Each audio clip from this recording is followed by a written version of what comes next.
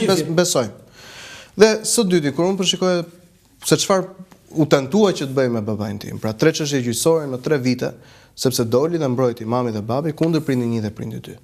Në momentin që mund të arrin ta bëjnë këtë me një ish-kryeministër, me kryetarin e opozitës dhe me një pastor për ta censuruar, atëherë çfarë jemi ne të tjerët? Ti thua që pastorin e ka bërë qeveria? Po kush ishte që e çoi në përgjykata? Si e ka bërë Edi Rama? Tani, duke marr parasysh të gjitha gjërat e tjera me Bashkinë e Tiranës. Po. Mirë, mbaro. Jo, se do bëjmë nuk është e vërtetë. Tani unë si të vim në shtëpinë tuaj dhe të them për historinë tuaj familjare që nuk është e vërtetë. Jo, kjo nuk është për histori familjare, se kjo është një gjyq publik. Edhe Julia ka drejt aty, unë bashkoj me Julian. Okej. Po s'është e vërtetë, çfarë ka bërë Edi Rama këtë? Ore, është Bashkia e Tiranës e cila ka qenë promotori kryesor i agjendave. Ore, janë zgjedhjet parlamentare. Jo, kemi zgjedhjet parlamentare. Ne në Bashkinë e Tiranës kemi qenë promotor i dashurisë, vlerave, ndjenjës. Doli liberalizmi direkt aty më thua pse jam unë ideator në Partinë Demokratike. Po patjetër, nuk mund të jemi majt. Nuk mund të mohosh tjetrin të drejtën për të dashuruar. Jo, ne në krevatin e njerëzve nuk krevatin e njerëzve, edhe sidomos politika nuk mund të futet në krevatin e njerëzve. Unë kam patur gjithmonë atë pikpamjen që çdo njeri është i lirë të jetojë jetën e vet si të dojë. Por në momentin që jeta personale e dikujt del dhe bëhet agjend, atëherë duhet. Çfarë më thon agjend? Atëherë duhet të ketë një limit. PS-ja ka agjend? Po, ne jetojmë demokraci. Po patjetër që PS-ja ka. E ka agjend? Po patjetër që e ka. Kë ka agjend? Pjesën e ultraliberalizmit. Duket sigurisht. Ja ana tjetër e Partisë Demokratike, po jo Partisë Socialiste. Ke martesat homoseksuale në Bashkinë e Tiranës. E ka agjend PS-ja? E ka Bashkia e Tiranës që Bashkia e Tiranës bën martesa të gjithë çifteve. Të gjithë çifteve që festojnë dashurinë. Ke së dyti, shfaqjet transgjinore të cilat ndodhen tek liçeni artificial i Tiranës, që ishin me fëmijë, i nxorën të parë dhe panë të shfaqjet. I ke parë? Jo, i ke parë edhe nuk është kështu. Ke pjesa tjetër, projekt ligji për surrogacinë, që duan ta kthejnë Shqipërinë në një hub ndërkombëtar surrogacie, po këta. Ku e ke parë këtë se nuk e kemi as program? Projekt ligji. Është në pjesën e konsultimeve në Ministrinë e Shëndetësisë, e cila po vazhdon. Ne po bëjmë opozicion. Është një tjetër projekt ligj tjetër, i cili është për abortin, quhet projekt ligji për shëndetin riprodhues, e cila çon vajza 16 vjeç që mund të kryejnë abort pa lejen apo konsentin e prindërve. Ke pjesën tjetër që është. Nuk është e vërtetë fare. Po, është e vërtetë. Sot kësaj dite nuk ndodhen këto gjëra. Po, është e vërtetë. Dhe ne po diskutojmë për gjëra reale dhe gjëra konkrete. Të kanë bërë çik kështu të kanë. Më fal, ti je i martuar, je? Unë jam i martuar. Jo, jam i martuar. Je me fëmijë? Ende jo. Okej. Në moment që bëhesh me fëmijë dhe gjatë gjithë jetës ka një rrugtim edhe fëmia, patjetër që ka edhe disa probleme. Dhe ne jemi prezent, për shembull unë personalisht kam qenë prezent në dëshirat që kanë pasur fëmijët, që kanë fëmijët tanë, dhe nuk mund t'i ndalosh, patjetër që i këshillon, jeni në momentin që fëmijët shkojnë atë rrugën e tyre, mund t'i këshillosh, por nuk mund t'i ndalosh. Duhet t'i tregosh kush janë të drejtat dhe duhet t'i tregosh pse duhet ta bëj dhe pse nuk duhet ta bëj, po ti nuk mund të ndalosh në asnjë mënyrë.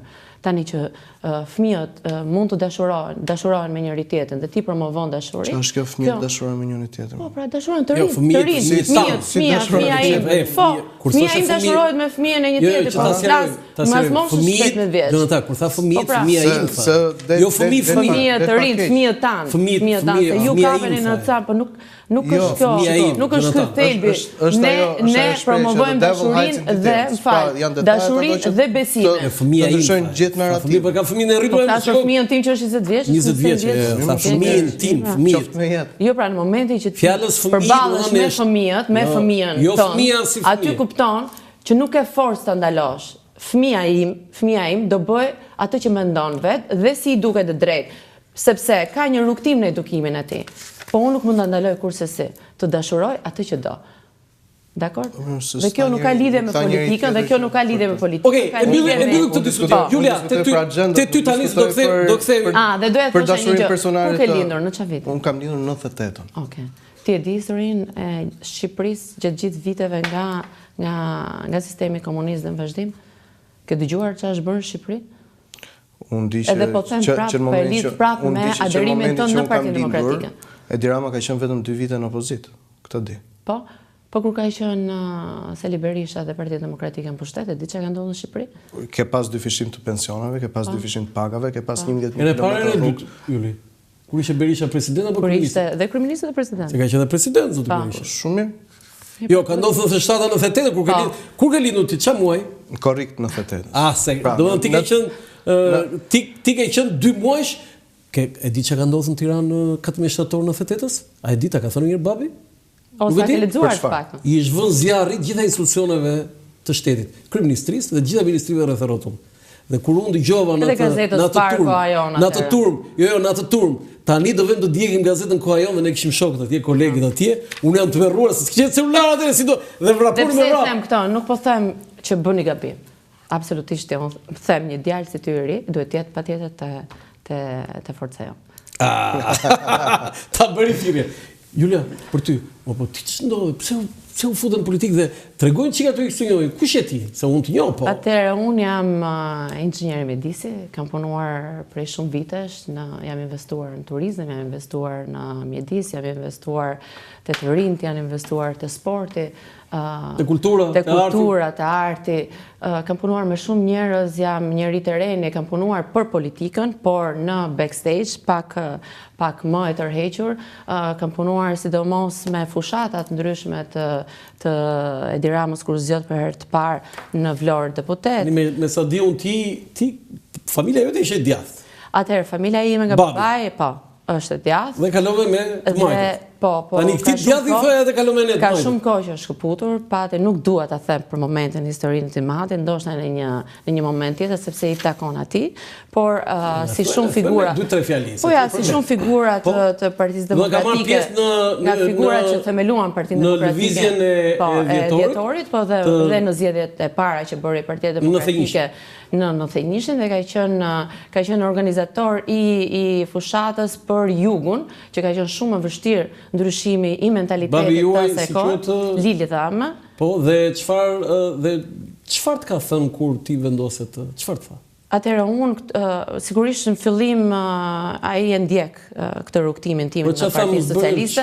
Nuk ka lidhje, jo, nuk më ka thënë diçka për këtë moment. Nuk tha fare. Po ja do ta them unë, por ai e di shumë mirë që unë kam kohë që punoj me Edi Ramën, ka kohë që punoj në Bashkinë e Tiranës, edhe sigurisht e njeh rrugtimin tim, e shef edhe ndryshimin tim për mirë gjatë kësaj periudhe, edhe sidomos për emrin tonë të mirë. I erdhi shumë mirë që në listën e Partisë Socialiste është mbiemrin Dhame, sepse ka qenë një nga kandidatët për qenë në listën e Partisë Demokratike në atë kohë, si profesionistët, si intelektualët që i dhanë një imazh tjetër Partisë Demokratike atëherë, por nuk u fut. Megjithatë ky nuk ishte nuk ishte rast. Si dole Edi Rama? Sa vjet punove? Unë kam shumë vite, kam qenë 22 vjeç që në vitin 2000.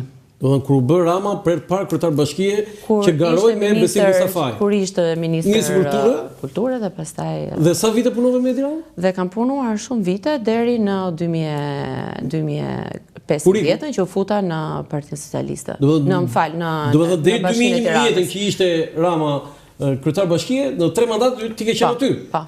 Unë kam qenë kryetar. Si ja ke dalë Edi Ramës? Se kjo është pyetje $1 milion. Ja kam dalë.